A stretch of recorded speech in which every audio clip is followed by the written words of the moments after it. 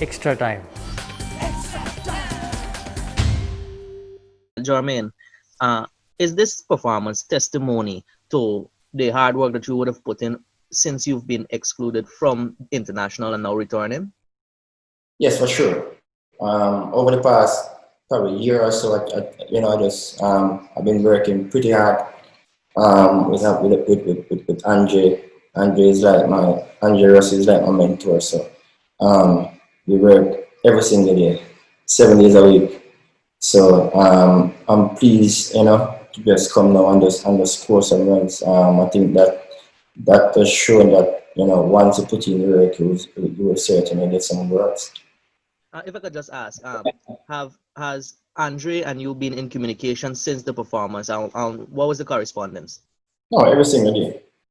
He was very proud. He said he had mixed feelings. He was happy and sad at the same time because he didn't really want me to score the 100, but he happy that I scored some runs and eventually the team won.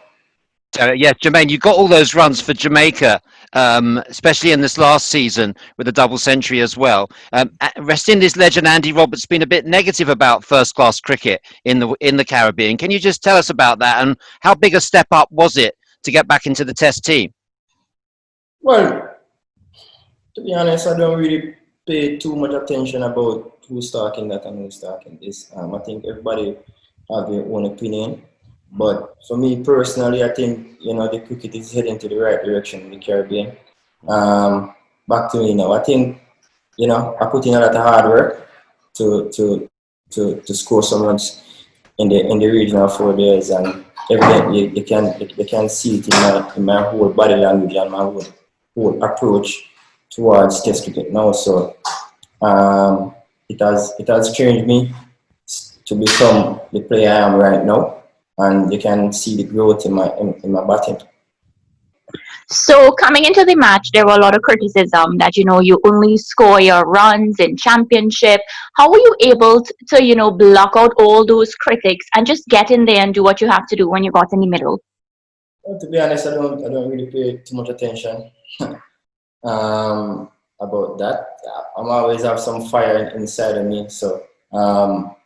Once people start negative, I'm always going to turn that into positive and just go out there and just try to do my best. I can't really follow my effort. Once I go out there and put in my best, put my best foot forward, I know the team will benefit from that. There were a couple of times you were dropped. When that happened, what were you thinking? No, I wasn't thinking anything because it's cricket. Sometimes you get dropped, sometimes I miss chance or anything. So it's just put that behind of you and just focus on the next ball. You're coming off a strong regional first-class season where you even managed a double century in one of the games. What did you take from the regional first-class season coming back into international cricket? Well, looking back when I just started playing for West Indies, I normally go after the bowling from ball one, and I wasn't really giving myself a chance. So this year I told myself that I'm going to give myself more chance at the wicket and try to just bat as long as possible. And once I did that, for sure I wasn't thinking about scoring. To be honest, I was just more thinking about batting as long as possible because the runs is going to come naturally. Because once I'm there, for sure I'm going to score. So that was my plan for the 4-day season. You've worked hard to get back in the team by sheer weight of runs for Jamaica. I understand you've also been, to help you, you've been sending some videos over to Toby Radford on your technique and balance and things like that. How helpful has that been? Well, thank you very much. Yes, I worked with Toby when I was playing for West Indies. He's an excellent batting coach. When I was in Jamaica, I sent him a few clips, of my preparation and my training, and he just communicated with me back and forth, like the things I should have been doing are the things I'm doing good. So that have been good, and I just want to thank Toby Radford for all the things that he has done for me. During that brilliant innings of yours on Sunday, there seemed to be, it was a really fierce tussle between you and the England bowlers, you know, particularly when Jofra was really steaming in and there seemed to be the odd word here and there. Do you think they were trying to goad you into a rush of blood, or were there any words spoken? Yeah, for sure. It's tricky.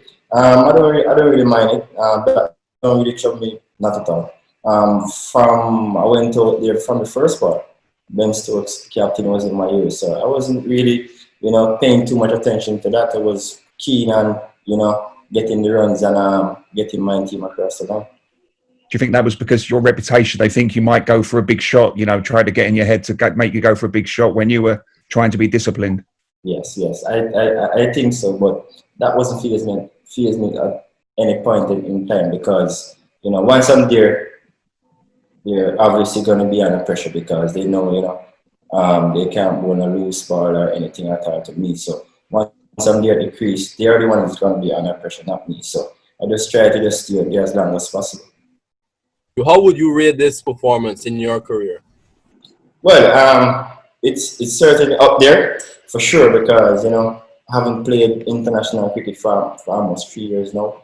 To come back and perform like that is certainly amazing. But I was a little bit disappointed the way I got out because I wasn't eyeing the century or anything like that. I was mostly, worried about getting the team across the line. So when I got out, I was very disappointed, but I was very pleased with my innings. Hit the subscribe option and the bell icon to get all the exclusive sports videos on Extra Time.